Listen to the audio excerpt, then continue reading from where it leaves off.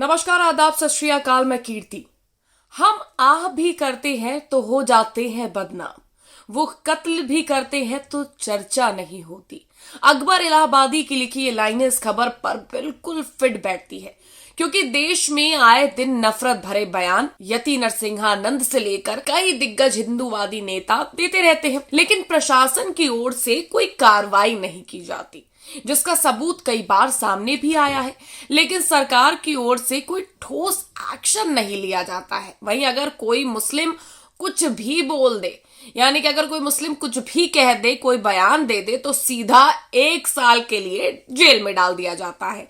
ये सुनकर शायद यकीन ना हो, लेकिन ये बात 100 आने सच है। इस बात का सबूत मुफ्ती सलमान अजहरी ने दिया है, जिन्हें अब 1 साल तक जेल के अंदर रहना पड़ सकता है। जी हाँ दोस्तों, ये बात बिल्कुल सच है। दावा किया जा रहा है कि अब मुफ्ती सलमान अजहरी को 1 साल के लिए पुलिस ने जेल में रखने का प्लान बना लिया है। तभी तो एक केस में जमानत होती है तो दूसरे केस में उन्हें गिरफ्तार कर लिया जाता है। वहीं दूसरी ओर अगर कोई हिंदूवादी नेता खुलेआम नफरत भरी बातें बोले, तब भी कुछ नहीं होता। क्या देश में 2 तरह के कानून चल रहे हैं?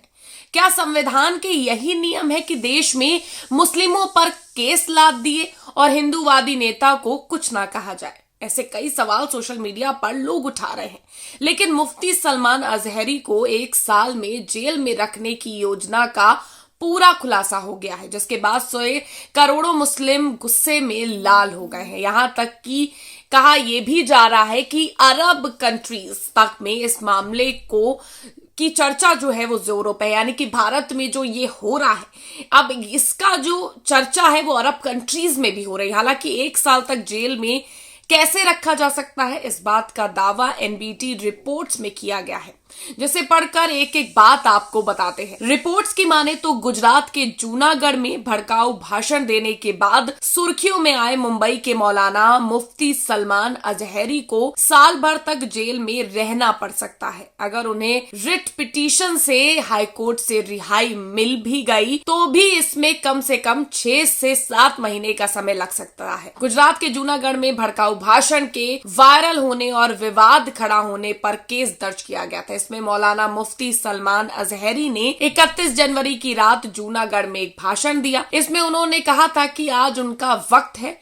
हमारा दौर आएगा। मौलाना के खिलाफ जांच में सामने आया था कि उन्होंने गुजरात के कच्छ और अरवल्ली जिलों में इसी प्रकार का भाषण किया था। इसके बाद पुलिस ने 2 और एफआईआर दर्ज की थी। मौलाना के तीनों एफआईआर में जमानत तो मिल गई, लेकिन रिहाई नहीं मिल पाई। जूनागढ़ पुलिस ने कलेक्टर के आदेश जारी करवा कर मौलाना मुफ्ती सलमान अजहरी के खिलाफ पासा के तहत कार्रवाई की है। गुजरात में ये कानून प्रशासन को सार्वजनिक सुरक्षा बनाए रखने के लिए, यानी कि बूटलेगर्स, खतरनाक व्यक्तियों, नशीली दवाओं के अपराधियों, अनैतिक तस्करी अपराधियों और संपत्ति हड़पने वालों को निवारक हिरासत के तहत लेने की अनुमति देता है। इसके बाद मुफ्ती को फिर से डिटेन किया गया है। अब मौलाना को वडोदरा जेल में रखा जाएगा। पासा में आरोपी को जहां एफआईआर दर्ज है, उस जिले में नहीं रखा जा सकता। मौलाना मुफ्ती के खिलाफ पासा का ऑर्डर 1 साल के लिए है। खबर के मुताबिक पासा लगने के बाद आरोपी को रिहाई में कम से कम 6 से 7 महीने का समय लग जाता है। पासा की कार्रवाई होने के बाद आरोपी की तरफ से अगले 12 दिन में पासा लगाने वाले अधिकारी के पास अपनी अर्जी देनी होती है। इसके बाद संबंधित सरकार का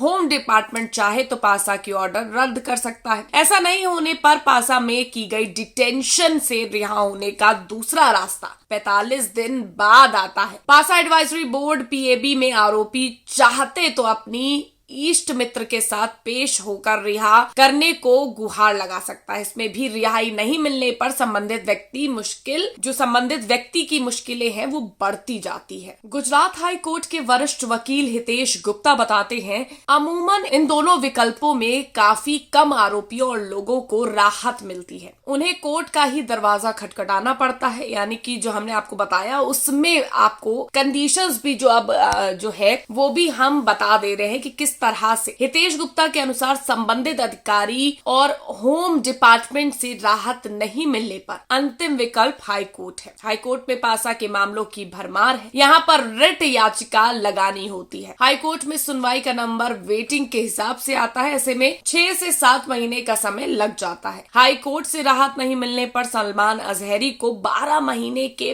पूरे समय जेल में रहना पड़ सकता है। गुजरात में भड़काऊ तकरीर के बाद कानूनी कार्रवाई का सामना कर रहे मौलाना मुफ्ती सलमान अजहरी को ऐसे में लंबे वक्त तक जेल में रहना पड़ सकता है। वहीं मुफ्ती साहब पर हो रही कार्रवाई यानी कि जो लगातार इस कार्रवाई को लेकर लोगों का गुस्सा भड़क उठा है।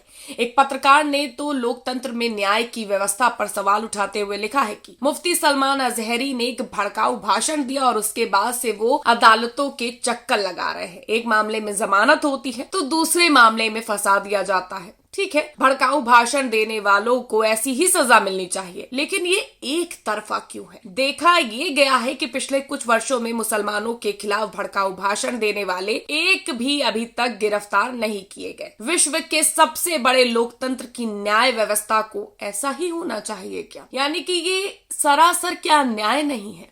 एक और यूजर ने ट्वीट करते हुए लिखा है कि गुनाह सिर्फ मुसलमान करते हैं, बाकी सब अमन का पैगाम देते हैं और हिंदुस्तान का कानून सिर्फ मुसलमान के लिए बनाया गया है। बाकी लोगों की जो मर्जी हो वो करे। जो समझदार है वो जानते हैं क्या गलत है क्या सही है। हक को दबाने की बातिल ताकतें जितनी भी कोशिशें कर ले, हक ही गालिब आकार रहेगा। यानी कि लोग सीधे तौर पर कह रहे हैं कि जितना भी हक मारने की कोशिश कर ले, हक हमेशा रहेगा। एक और यूजर ने शायराना अंदाज में लिखा है कि जुल्म फिर जुल्म है, बढ़ता है तो मिट जाता है, खून फिर खून है, टपकेगा तो जम जाएगा। यानी कि अब आप समझ रहे हैं कि लोगों में किस प्रकार आक्रोश है, क्योंकि अब वो भेदभाव की राजनीति होते हुए देख रहे हैं।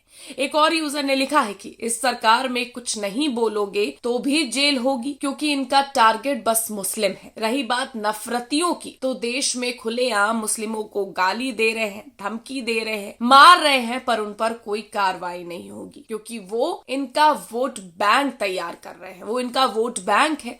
लोग कह रहे हैं तो उन पर कार्रवाई नहीं होती। अब बीजेपी राज में मुफ्ती सलमान अजहरी साहब पर किस तरह से पुलिस प्रशासन से शिकंजा कस रहा है, इस वीडियो को देखकर आप भी समझ गए होंगे। इस पर आपकी क्या राय है, कमेंट करके जरूर बताइएगा। वीडियो को लाइक और शेयर करना और चैनल को सब्सक्राइब करना मत भूलिएगा।